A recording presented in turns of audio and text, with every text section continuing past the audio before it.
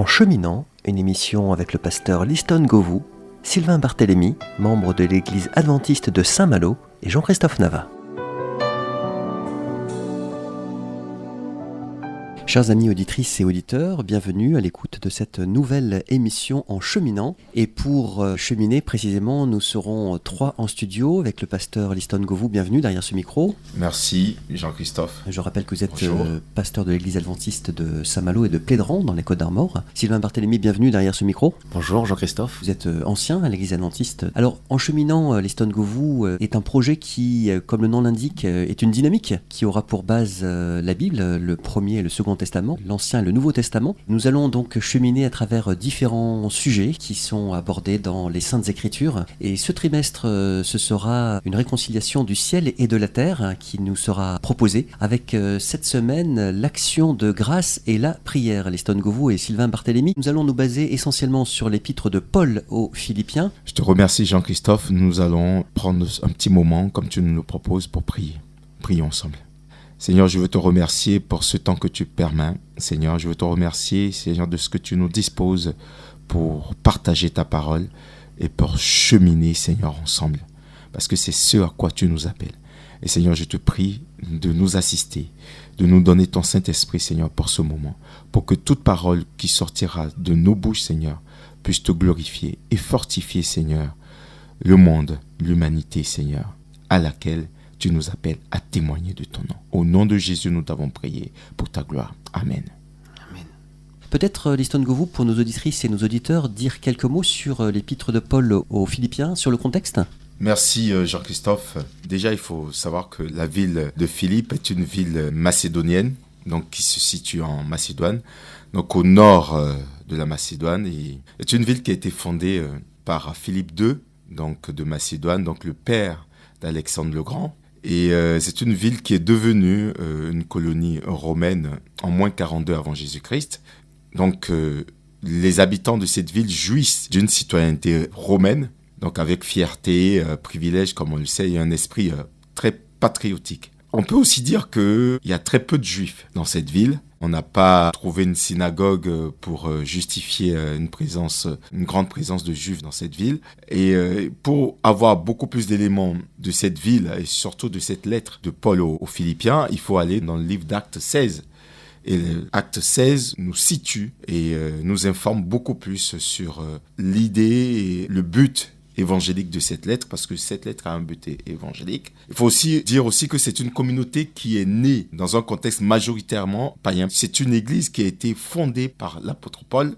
Et quand on parle de contexte païen, il faut se rappeler que le contexte païen renvoie au culte impérial, où il y a les divinités romaines, et aussi il y a le matérialisme et l'orgueil civique qui est très présent. Donc voilà ce que je peux dire pour introduire cette lettre aux Philippiens. Donc voilà, c'est l'apôtre Paul qui va injecter cette lettre dans un but évangélique précis et qui aussi va susciter de l'adhésion, parce que c'est une ville avec laquelle il a une grande familiarité. Donc, il va injecter cette lettre. C'est une lettre spéciale. Voilà ce que je peux dire sur cette lettre. Merci, pasteur Govou, pour ces précisions contextuelles. Sylvain Barthélemy, peut-être qu'on pourrait prendre avec vous un texte, justement. Nous allons rentrer dans le vif du sujet avec notamment ce texte de Philippiens au chapitre 1 et au verset 6, qui est un texte biblique clé.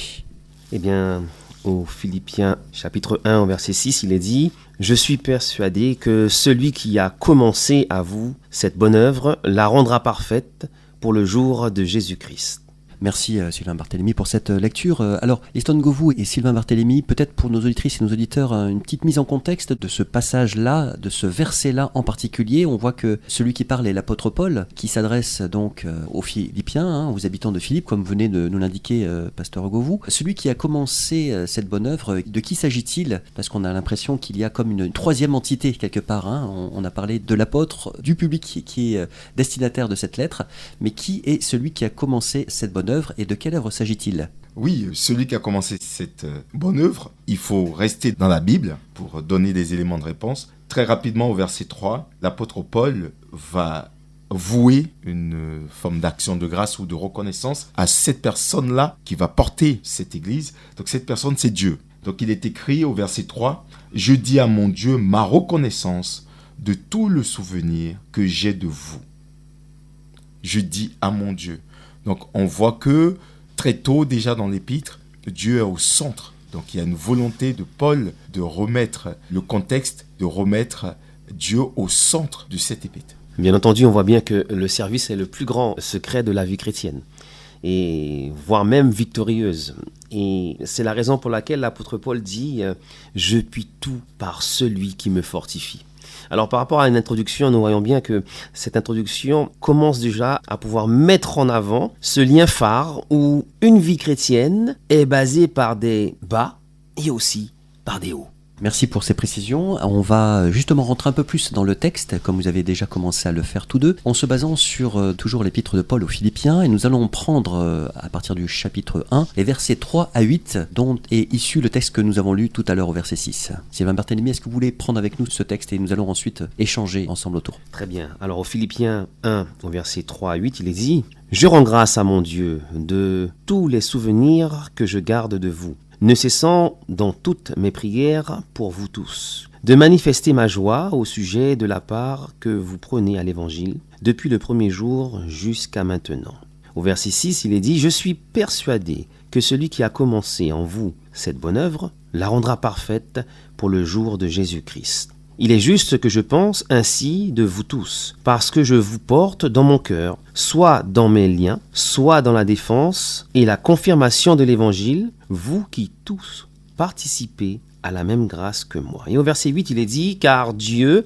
m'est témoin que je vous chéris tous avec la tendresse de Jésus-Christ. » Merci pour la lecture de ce passage, Sylvain Barthélemy. Alors, pasteur Liston Govou, de quoi Paul est-il reconnaissant finalement? Vous l'avez évoqué un petit peu en filigrane tout à l'heure. J'ai le sentiment qu'il a une relation affectueuse en effet avec son auditoire, avec les chrétiens de Philippe. Il les encourage là déjà avec cette introduction. Hein? Tout à fait. Il y a des mots. Quand on lit la Bible, il faut la lire avec attention parce qu'il y a des mots qui vont revenir et qui vont nous introduire progressivement dans le projet évangélique de Paul. Et ces mots, c'est déjà, j'avais souligné qu'il y avait Dieu. Ensuite, il y a le mot joie qui revient, si je compte bien, une quinzaine de fois dans l'épître. Et on voit que l'apôtre Paul a un lien très affectueux avec cette église de Philippe. Et très affectueux parce qu'il exprime une joie. Et cette joie, ça veut dire que très tôt, on voit que cette église, il n'exprime pas, il n'a pas une volonté de se plaindre de cette église, mais plutôt une volonté d'encourager. Et la joie, pourquoi ici la joie est importante? Parce que cette joie, elle est fondée dans l'évangile. Et ça doit être une église qui va exprimer une forme de maturité, une église mature. Donc fondée dans l'évangile, et on voit que fondée dans l'évangile, et quand on parle de l'évangile, c'est l'évangile de Jésus-Christ. Et le mot Jésus-Christ revient aussi très souvent dans cette épître. Donc là, vous répondez effectivement, pasteur Govou, à la question que je vous posais aussi tout à l'heure, à savoir qui a commencé dans les chrétiens de Philippe cette bonne œuvre.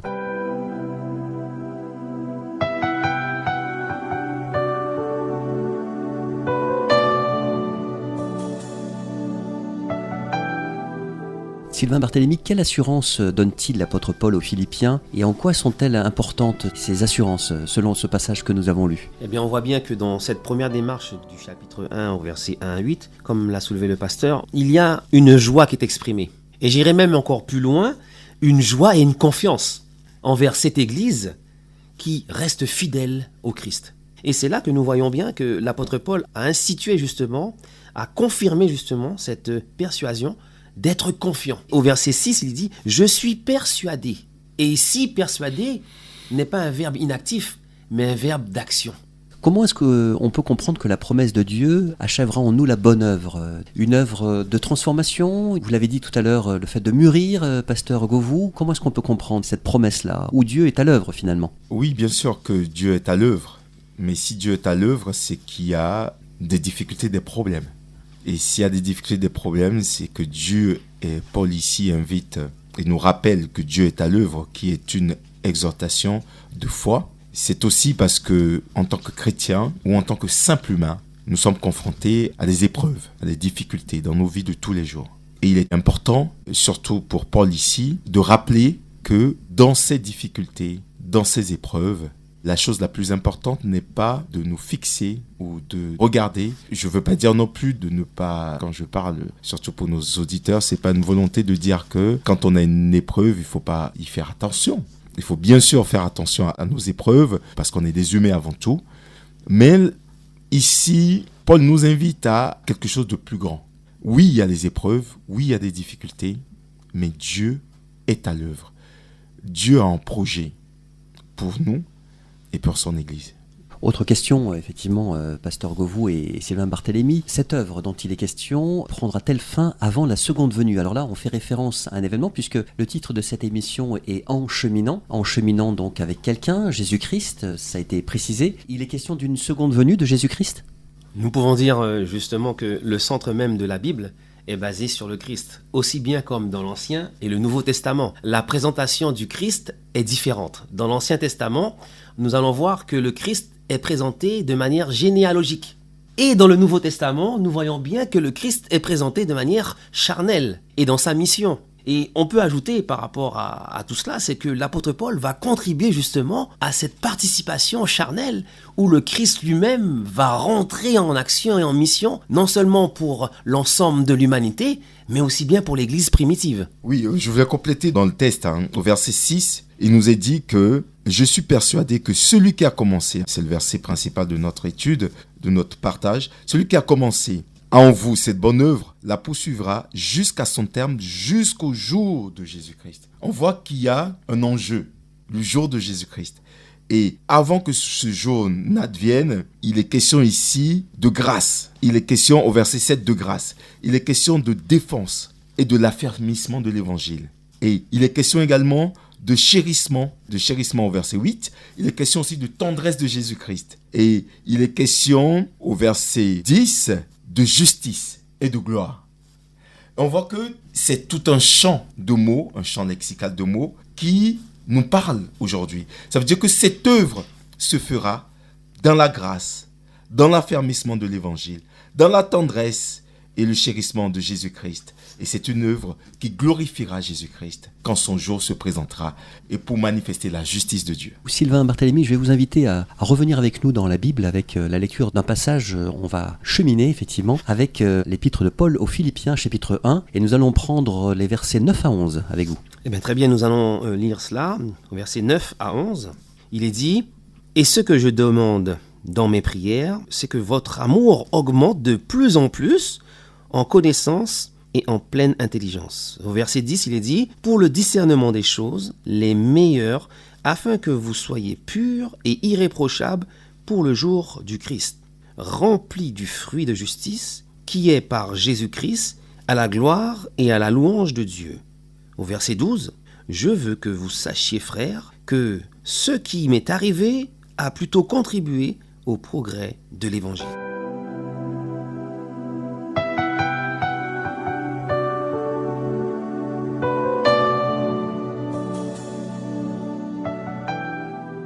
Quoi que nous fassions d'autre, comment notre amour peut-il augmenter? De plus en plus, pour reprendre l'expression que vous avez lue, Philippiens 1, 9. Eh bien, on peut mettre en avant un style particulier. En français, on appelle l'oxymore. Qu'est-ce qu'un oxymore? Un oxymore, c'est une figure de style qui consiste à allier deux mots de sens contraire. Comment pouvons-nous dire une douce violence? Et là, l'apôtre Paul va rentrer en action et va dire au verset 12, « Je veux que vous sachiez, frères, que ce qui m'est arrivé a plutôt contribué au progrès de l'Évangile. » Et lorsque l'on développe bien tout ce sens littéraire biblique, nous voyons bien que Paul était Saul de Tarse. Et Saul de Tarse n'était pas Paul. Donc, dans cette biographie, on va dire, humaine, nous voyons bien que l'apôtre Paul a un autre sens développé de l'évangile. Tandis que Saul de Tarse avait un autre sens contradictoire de l'évangile. On peut renvoyer les auditrices et les auditeurs aux Actes des Apôtres au chapitre 9, qui relate effectivement cette expression. Merci Sylvain Barthélemy pour cette précision. Pasteur Govou, sur cette question, quoi que nous fassions d'autre, comment notre amour peut-il augmenter de plus en plus, comme nous invite à le vivre l'apôtre Paul dans Philippiens chapitre 1 au verset 9. Il faut rappeler aussi un élément de contexte pour comprendre ce qui se joue ici, c'est que Paul, il est en prison quand il écrit cette lettre. Et on voit que, humainement, il est dans les épreuves. Parce qu'être en prison, c'est ce qu'on ne peut pas souhaiter pour son prochain. Et malgré cela, on voit un Paul qui manifeste de la joie, l'action de grâce et la prière. Et cela nous parle. Ça veut dire que notre situation humaine ne doit pas définir notre situation spirituelle. Et nous devons, il a utilisé le mot au verset 9, de la pleine intelligence. Que votre amour augmente de plus en plus en connaissance et en pleine intelligence. Donc on voit que Paul exhorte les Philippiens à discerner, au discernement. Il y aura des difficultés dans vos vies, dans l'Église. On ne va peut-être pas s'entendre tous, mais soyons dans le discernement, de la pleine connaissance, dans la pleine intelligence, parce que si nous ne sommes pas dans le discernement, si nous ne sommes pas dans cette forme d'équilibre, nous risquons de passer à côté et d'être pleinement le fruit de justice qui vient par Jésus-Christ. Je voudrais compléter ce que le pasteur a soulevé. Et c'est bien parce qu'en fait, nous voyons bien que c'est un appel à l'unité et à l'humilité. Et cette lettre va définir justement cet hymne au Christ qui dira que il faut montrer comment Jésus-Christ s'est dépouillé lui-même de sa gloire pour servir l'autre. Voilà. Et c'est important de mettre cela en avant. Une petite chose, ici aussi, il y a une volonté pour Paul, malgré le contexte, de prêcher la joie. Prêcher la joie. Et je pense que pour nos contemporains, ça nous parle. Prêcher la joie. Comment prêcher la joie alors que nous sommes pleinement dans les difficultés, dans les épreuves? Nous allons poursuivre effectivement la lecture de ce texte, donc l'épître aux Philippiens, chapitre 1, les versets 12 à 18, précisément avec vous, Sylvain Barthélemy. Très bien, il est dit au verset 12 « Je veux que vous sachiez, frères, que ce qui m'est arrivé a plutôt contribué au progrès de l'Évangile. En effet, dans tout le prétoire et partout ailleurs, nul n'ignore que c'est pour Christ que je suis dans les liens. Et la plupart des frères dans le Seigneur, encouragés par mes liens, ont plus d'assurance pour annoncer sans crainte la parole. » Au verset 15, il est dit « Quelques-uns, il est vrai, prêchent Christ, par envie et par esprit de dispute, mais d'autres le prêchent avec des dispositions bienveillantes. Ceux-ci agissent par amour, sachant que je suis établi pour la détresse de l'Évangile. » Au verset 17, il est dit « Tandis que ceux-là, animés d'un esprit de dispute, annoncent Christ par des motifs qui ne sont pas purs et par la pensée de me susciter quelques tribulations dans mes liens. » Et nous terminons avec le verset 18. Qu'importe, de toute manière, que ce soit pour l'apparence, que ce soit sincèrement, Christ n'est pas moins annoncé, je m'en réjouis et je m'en réjouirai encore. Merci Sylvain pour cette lecture. Alors voici ma première question par rapport à ce passage que vous venez de partager avec nous. Quelle était l'attitude de Paul face à sa captivité? Paul avait une attitude désintéressée et humble. Parce qu'on voit bien dans le texte que vient de lire le frère Sylvain qu'il y a une volonté de montrer notre visage de la manière dont nous pouvons porter l'évangile. Certains portent l'évangile avec beaucoup d'orgueil, dans une volonté de s'établir, alors que Paul, lui, il va se décentrer et se décentrer pour se centrer sur Jésus-Christ.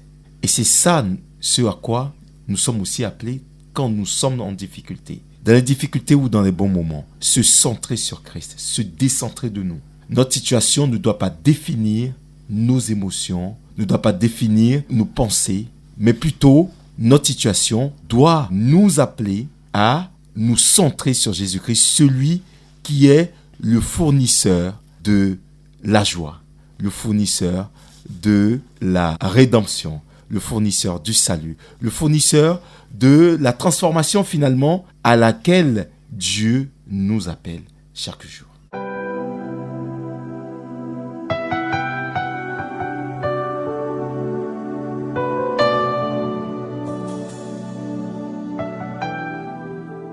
Alors en fait, j'aime bien ce que le pasteur soulève. Et ça lance aussi le débat. En fait, dans cette disposition de chaque jour, Dieu nous avertit.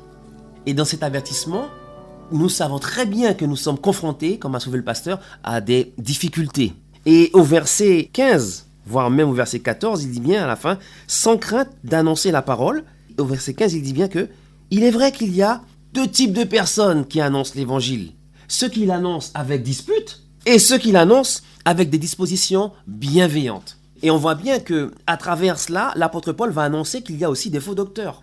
Il y a des bons docteurs de la loi, entre guillemets, et il y a aussi malheureusement des faux docteurs de la loi. Et pour terminer, on voit bien que c'est formidable de voir que, de manière métaphorique, je vais juste exprimer un point. 2 sacs de billes, un sac de billes où il y a des bonnes billes, des très jolies billes éclatantes, qui vont resplendir avec un miroir et un effet formidable. Ce sac de billes, eh bien, aura ce qu'on appelle une disposition bienveillante. Et puis il y aura l'autre sac de billes, où ce sera des billes qui seront sans doute abîmées, pas jolies à voir, mais qui formeront quand même un sac de billes.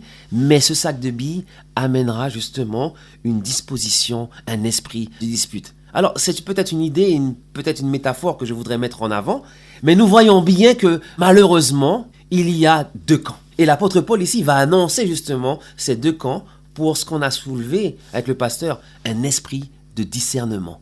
Comment discerne-t-on le bon du mauvais docteur ? Merci pour ces précisions à tous deux. Et j'aimerais qu'on recentre aussi ce partage, Liston Govou et Sylvain Barthélemy, sur notre vie d'ici et maintenant. Puisque nous voyons bien qu'ici, l'apôtre Paul s'adresse aux chrétiens de Philippe. Et nous, maintenant, ici en Bretagne, ou en France, ou au Bénin, en Guyane, ou ailleurs dans le monde, comment pouvons-nous avoir des raisons de témoigner notre reconnaissance ? Merci Jean-Christophe.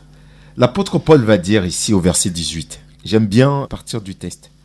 Verset 18 de Philippiens 1, il va dire « Qu'importe, de toute manière, que ce soit pour de mauvaises raisons, que ce soit sincèrement, Christ est annoncé. » Donc voilà, Christ est annoncé, voilà notre motivation.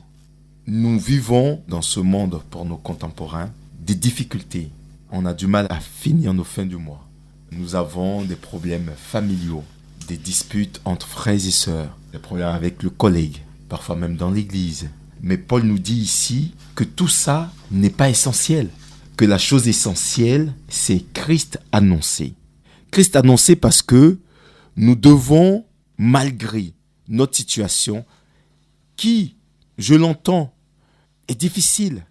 Ici, Paul nous exhorte à nous centrer sur Christ parce que il dira au verset 19, « Car je sais que cela aboutira à mon salut grâce à vos prières et à l'assistance de l'Esprit de Jésus-Christ. » Voilà pourquoi se décentrer de soi, se décentrer de ses problèmes pour se centrer sur Christ, parce que Christ est notre salut. Sylvain Barthélemy, cette question aussi que je vous adresse ainsi qu'au pasteur Govou, est-ce que nous devons culpabiliser quand nous faisons des erreurs ? Parce qu'on a vu qu'une marche dans la vie, parce que c'est le titre de l'émission, en cheminant, des fois on trébuche parce qu'on voit pas qu'il y a un caillou qui est là, on tombe. Alors bien sûr le caillou est, comme vous l'avez dit, une métaphore aussi, parce qu'il y a des épreuves, il y a des pièges aussi, il y a notre ego, il y a notre caractère, il y a notre héritage culturel ou éducatif. Bref. Il y a la pression de la société aussi. Qu'est-ce qu'on doit faire quand on tombe ? On doit battre sa coupe ? Est-ce qu'on doit se flageller ou comment on fait ? Alors merci Jean-Christophe pour cette question qui est fort intéressante. On voit bien que c'est un dilemme. C'est un dilemme où en fait des fois soit on reste dans ce dilemme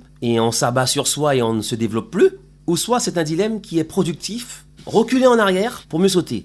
Ce vieil adage qui dit « je recule » pour mieux sauter. Et on voit bien ici qu'on pourrait dire que c'est peut-être une sentence. Paul hésite peut-être entre le désir de mourir pour être au service du Christ, mais on pourrait dire une chose, c'est que lorsque l'épreuve arrive, la question que je dois me poser, pourquoi maintenant ? Pourquoi moi ?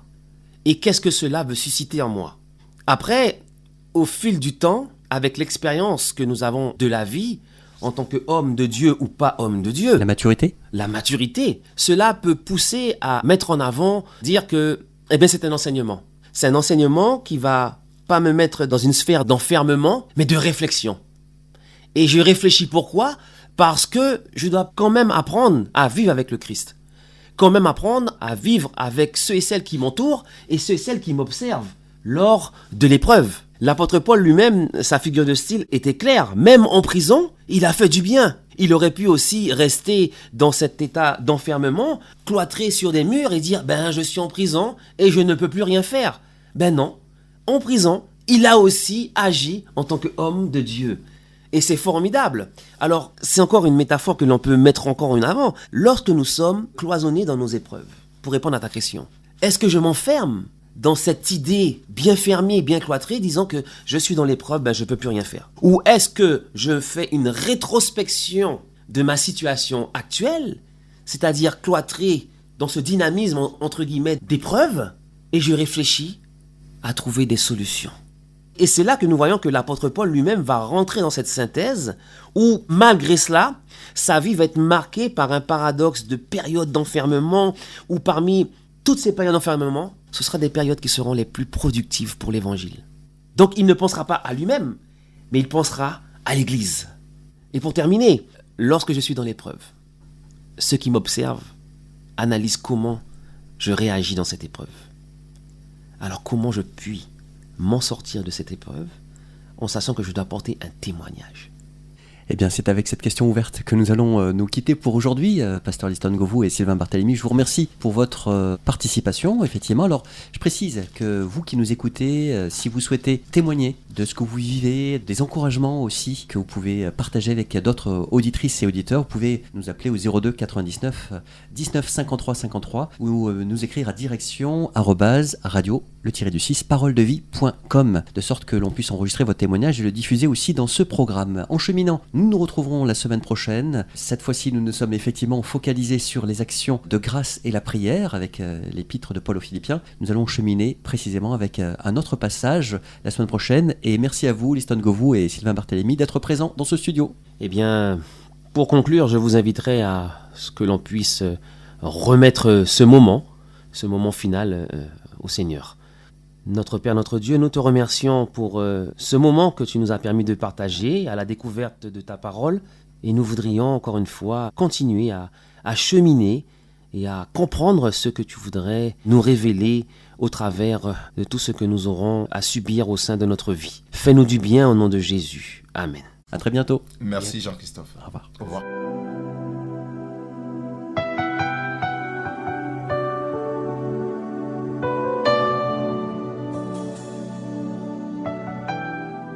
C'était l'émission En cheminant avec le pasteur Liston Govou, Sylvain Barthélemy, membre de l'église adventiste de Saint-Malo, et Jean-Christophe Nava.